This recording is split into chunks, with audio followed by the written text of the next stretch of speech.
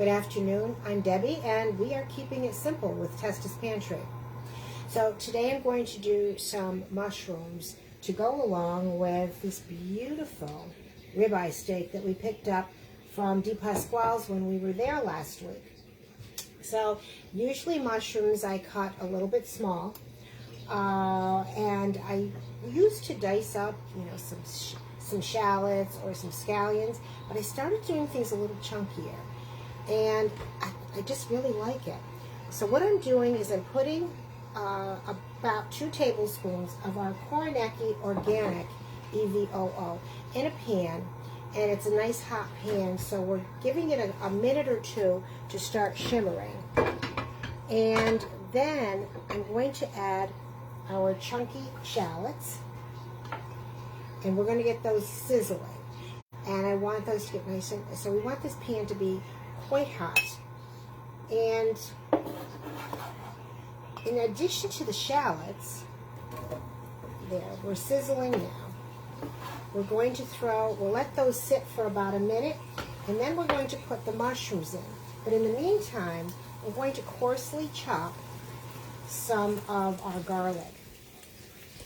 The reason I started doing the chunkier on the mushrooms and on the shallots is I feel that there's more flavor that way. I mean, everybody's different. Everybody's different. You may want to make the size smaller because of your taste buds and whatever tastes good to you. So I'm chopping these coarsely. I'm not going to mince the garlic. Again, a little bit on the chunkier side, so we have more flavor and a lot of it. Now what we did with this steak, and this is something that Peter's picked up over the years, is we coat it both sides, and I coated it with the Koroneiki and lots of salt, and then you let it sit and get to room temperature. And then what we're going to do is we're going to sear it in this same pan after the mushrooms have been removed. So the shallots are starting to get a little on the brown side, and that's great. That's what we want. And they will ultimately get a little tender too. All right. Just a little bit more on the garlic, and I think that's good. So what we're going to do is put the mushrooms in first. So we'll put these in. And I just dropped one down the stove. Alright, and we're going to save the garlic till last, until these have started to cook down just a little bit, because we don't want the garlic to burn. We want it to cook about the same amount of time as the shallots and the mushrooms. So we're going to let those cook nice and high. I'm going to put on some salt and some freshly ground pepper. So there's some salt, a little bit more. That's a good teaspoon for 10 ounces of mushrooms.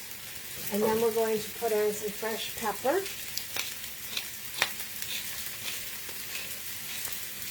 Now, an essential ingredient, aside, of course, from the olive oil, is some thyme. Thyme is really good with mushrooms and shallots, so I'm going to put that in as well. But I'm going to wait and put it in at the same time as the garlic so it doesn't burn. And we're letting these get a little bit toasty. And that's what we want, right? Toasty, and they'll start to get tender after a couple of minutes. All right, so we take our thyme, and we'll put that in.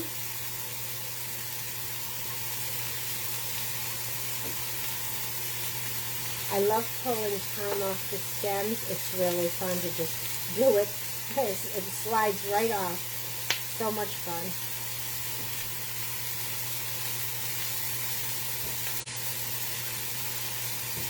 And then you have, of course, the multiple stems, and that doesn't always work the way you want it.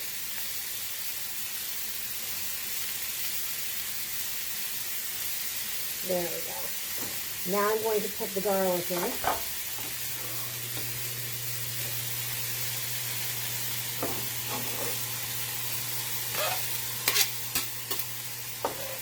So we have 10 ounces of mushrooms.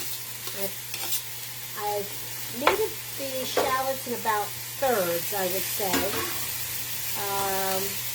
And I think I had, yeah, they had 5 of them. So a couple large ones cut into, divided into 2, and then cut down so that they're about 1 inch in diameter. And you can see they're starting to get nicely macerated. All right, and we put the garlic in, and we're going to just keep stirring these, almost like a stir fry.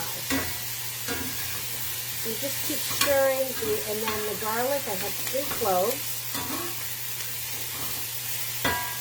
And then after it gets a little tender, so probably about another 2-3 minutes, I'm going to add some red wine. It doesn't have to be really good wine that you would drink, but something that you can use for cooking. And that works out even better because it's going to cook down. And you don't need to use a really good wine. Something that you would have with your steak dinner. So I usually keep a couple bottles maybe, of not so great wine in the refrigerator so that I can just reach for it when I'm cooking mushrooms. And it adds a nice flavor. Alright, so this is nicely cooked. It's still going to be chunky and a little on the crunchy side, but that's good. After we add the wine, it's going to soften up. We'll put in about 1/4 cup. And that will help deglaze the pan.